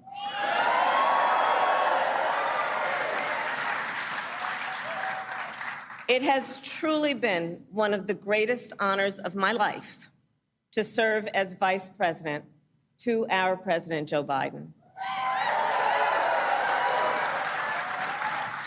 Joe's legacy of accomplishment over his entire career and over the past 3.5 years is unmatched in modern history. In one term, think about it, in one term as president, he has already surpassed the legacy of most presidents who served 2 terms in office.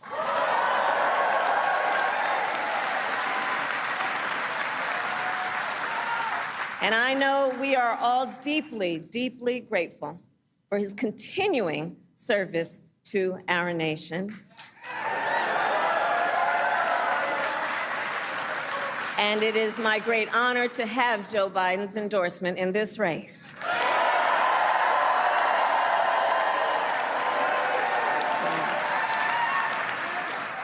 So, Wisconsin, I am told as of this morning that we have earned the support of enough delegates to secure the Democratic nomination.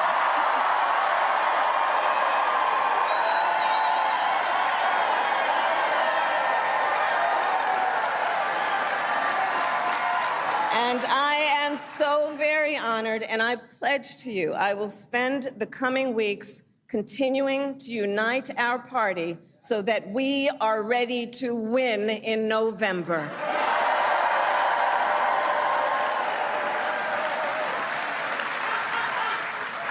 So, friends, we have 105 days until Election Day, and in that time, we've got some work to do.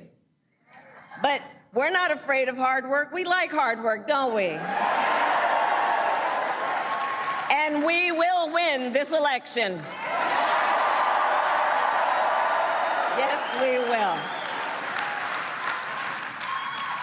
So as Leah told you, before I was elected vice president, before I was elected United States Senator, I was elected Attorney General of the state of California, and I was a courtroom prosecutor before then. And in those roles, I took on perpetrators of all kinds.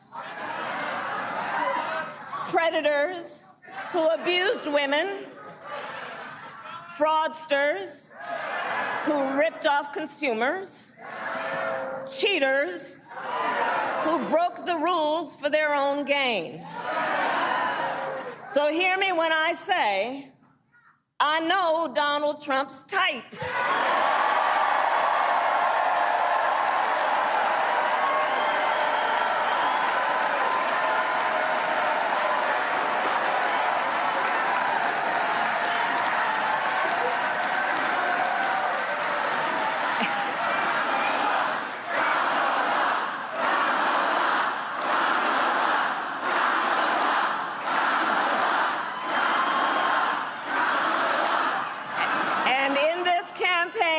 I promise you I will proudly put my record against his any day of the week.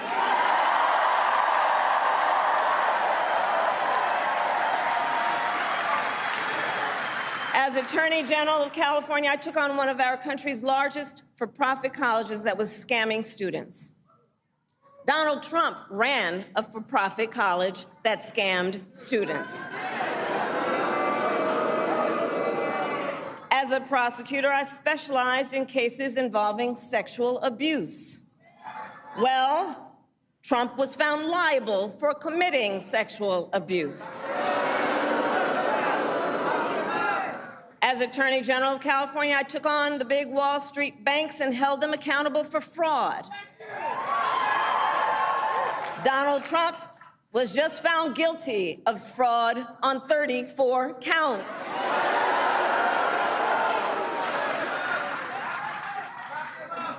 But let's also make no mistake, this campaign is not just about us versus Donald Trump. This campaign is about who we fight for. This is about who we fight for. Just look at how we are running our campaigns. So Donald Trump is relying on support from billionaires and big corporations. And he is trading access in exchange for campaign contributions. A couple months ago, you all saw that a couple months ago at Mar-a-Lago, he literally promised big oil companies, big oil lobbyists, he would do their bidding for $1 billion in campaign donations.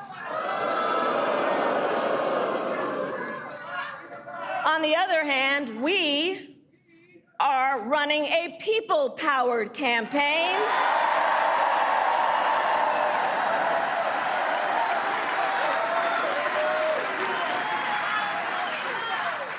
And we just had some breaking news. We just had the best 24 hours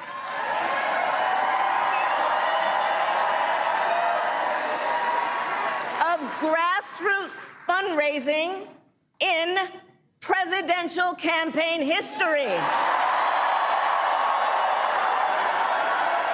right?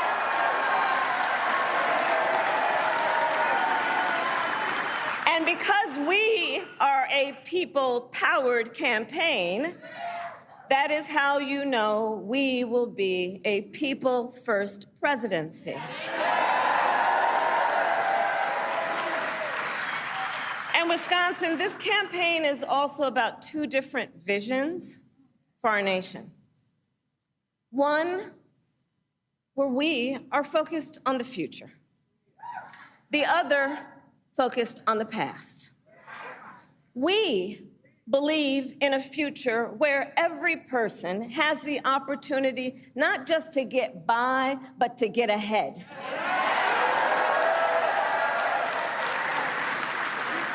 A future where no child has to grow up in poverty. Where every worker has the freedom to join a union.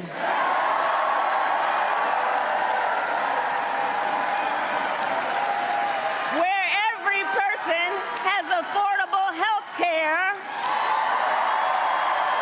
affordable child care, and paid family leave. We believe in a future where every senior can retire with dignity. So all of this is to say, building up the middle class will be a defining goal of my presidency.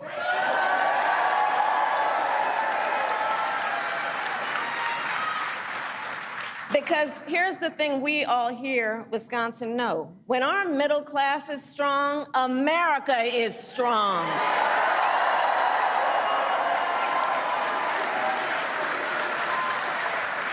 But Donald Trump wants to take our country backward. He and his extreme Project 2025 agenda will weaken the middle class. Like, we know we got to take this seriously. And can you believe they put that thing in writing? Read it. It's 900 pages. But here's the thing. When you read it, you will see Donald Trump intends to cut Social Security and Medicare. He intends to give tax breaks to billionaires and big corporations and make working families foot the bill. They intend to end the Affordable Care Act and take us back then to a time when insurance companies had the power to deny people with pre-existing conditions. Remember what that was like? Children with asthma, women who survived breast cancer, grandparents with diabetes. America has tried these failed economic policies before, but we are not going back. We are not going back. Not going back. We're not going back. We are not going back.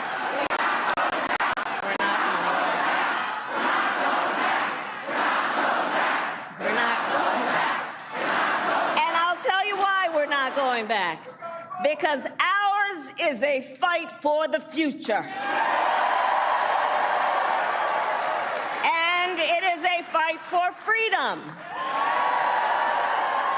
Generations of America's, generations, and we have to remember this, the shoulders on which we stand, generations of Americans before us led the fight for freedom. And now, Wisconsin, the baton is in our hands.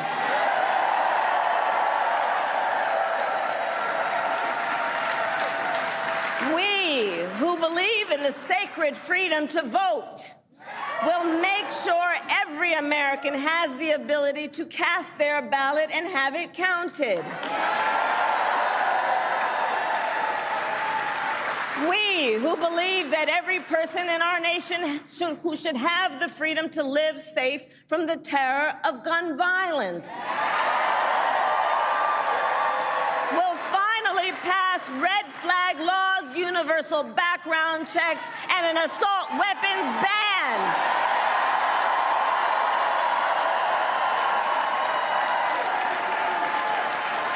And we, who believe in reproductive freedom, will stop Donald Trump's extreme abortion bans because we trust women to make decisions about their own body and not have their government tell them what to do.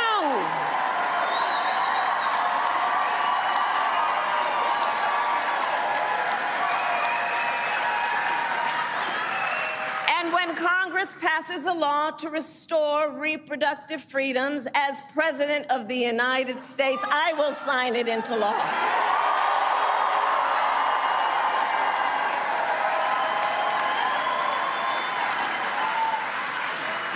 So, Wisconsin, ultimately in this election, we each face a question. What kind of country do we want to live in? A country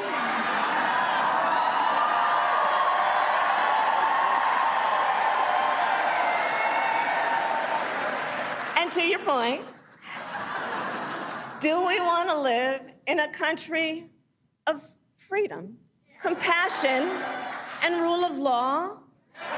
Or a country of chaos, fear, and hate? And here's the beauty of this moment. We each have the power to answer that question. The power is with the people. We each have the power to answer that question. And in the next 105 days, then we have work to do. We have doors to knock on, we have phone calls to make, we have voters to register, and we have an election to win.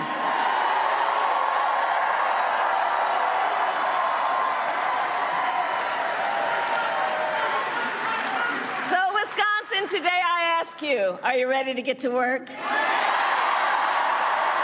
we believe in freedom?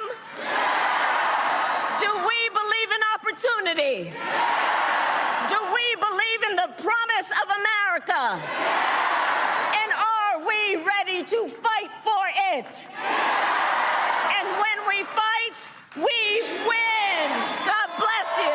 God bless the United States of America. President Joe Biden has made the selfless decision to pass the torch to Vice President Kamala Harris, who is ready, willing, and able to lead us into the future. Kamala Harris and her candidacy has excited and energized the House Democratic Caucus, the Democratic Party, and the nation. Vice President Harris has earned the nomination from the grassroots up and not the top down. She is ready, she is willing, she is able to energetically and emphatically lead America into the future. Kamala Harris is a common sense leader who knows how to deliver real results for hardworking American taxpayers. Kamala Harris is a courageous leader who has worked hard throughout her entire career to keep our communities safe. Kamala Harris is a compassionate leader who will build an affordable economy that makes life better for everyday Americans. Kamala Harris will fight for our freedom. Kamala Harris will fight for our families. Kamala Harris will fight for our future. I'm proud to strongly endorse Kamala Harris to be the 47th President of the United States of America. We're going to hold the Senate. We're going to win the House. We're going to elect Kamala Harris as our next president in November. President Biden's selfless decision has given the Democratic Party the opportunity to unite behind a new nominee, and boy, oh boy, are we enthusiastic. Since President Biden's announcement, we've seen the Democratic Party swiftly coalesce behind Vice President Kamala Harris. When I spoke with her Sunday, she said she wanted the opportunity to win the nomination on her own and to do so from the grassroots up, not top down. We deeply respected that, Hakeem and I did. She said she would work to earn the support of our party, and boy, has she done so in quick order. Vice President Harris has done a truly impressive job securing the majority of delegates needed to win the Democratic Party's nomination to be our next president of the United States. The vast majority of my senators quickly and enthusiastically endorsed her. So now that the process has played out, from the grassroots bottom up, we are here today to throw our support behind Vice President Kamala Harris. I'm clapping. You don't have to. It's a happy day. What can I say? Together, we will keep and hopefully grow the Senate majority. And under future Speaker Hakeem Jeffries, we will win back the House. Democrats are moving forward stronger and more united than ever before.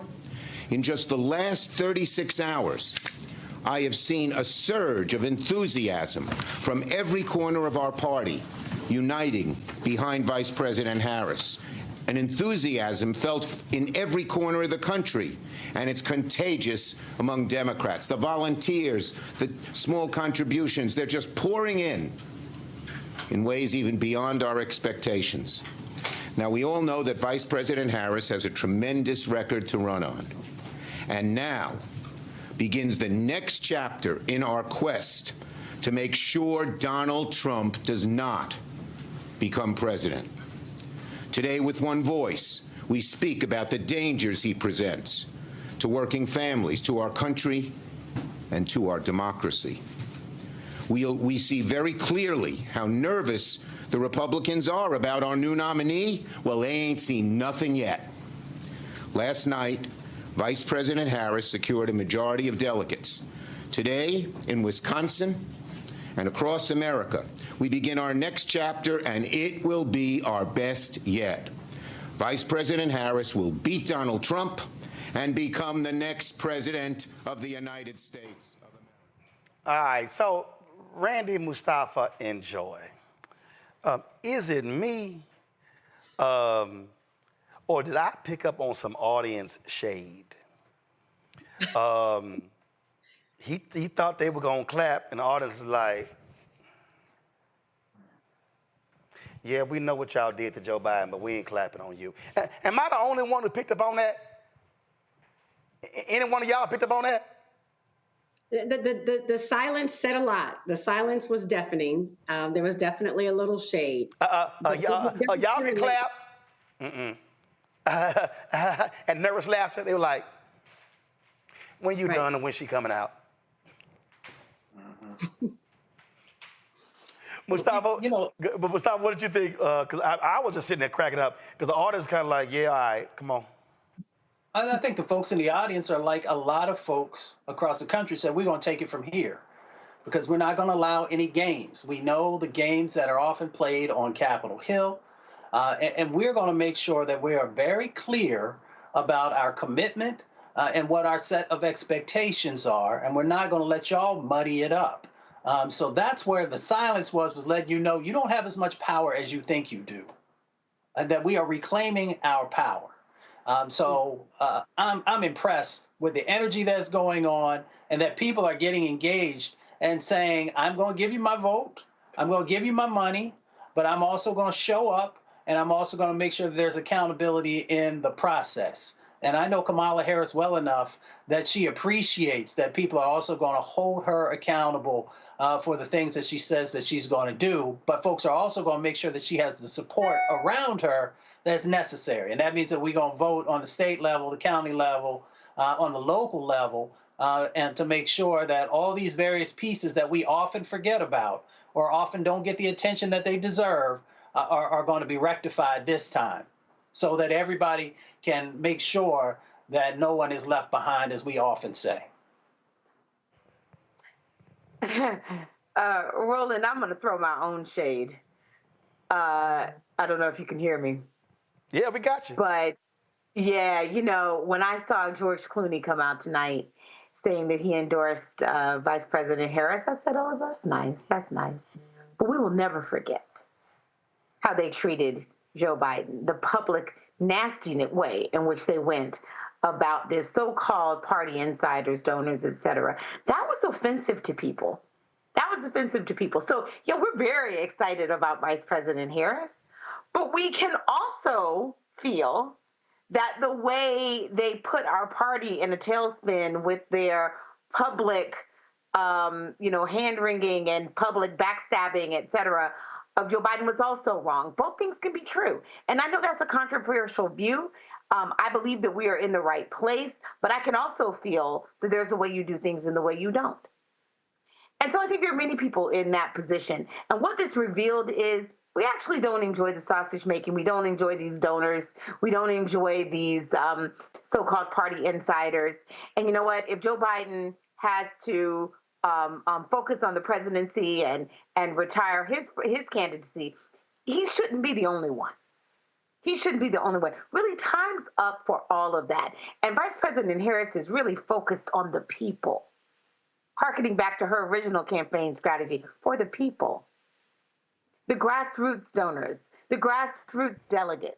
That's who's putting her over the edge, not these super delegates. Well, guess what? The one person, remember he called for an open convention? Boy, anybody notice President Obama, the last one standing? Because Nancy, Chuck, Hakeem, everybody, Bill Clinton, Hillary Clinton, all her potential rivals, everybody done endorse her except Obama. Bueller? Bueller? For those old enough to remember? I'm just saying. Barry? I'm just saying. You look kind of on a lonely island. All right, y'all, that's it. Let me thank Joy. Let me thank Mustafa. Let me thank Randy. I appreciate it. Thank you so very much. Let me thank all of you for watching as well. While we were playing the Vice President Kamala Harris segment, I actually was live on Joanne Reed's show, The Readout.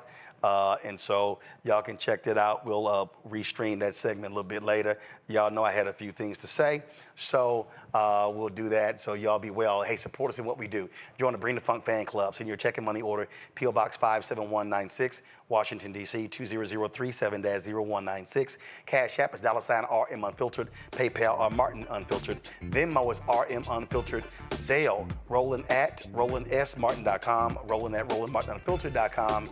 And so that's how you can support us. And of course, download the Black Star Network app, Apple phone, Android phone, Apple TV, Android TV, Roku, Amazon Fire TV, Xbox One, Samsung Smart TV. And lastly, be sure to get a copy of my book, White Fear, How the Browning of America is Making White Folks Lose Their Minds, available at bookstores nationwide. Y'all be well. Talk to y'all tomorrow. Holla! Black Star Network is here. Oh, no punch! I'm real revolutionary right now. Thank you for being the voice of Black America. All momentum we have now, we have to keep this going. The video looks phenomenal. See, there's a difference between Black Star Network and black-owned media and something like CNN. You can't be black-owned media and be scared. It's time to be smart. Bring your eyeballs home. You dig?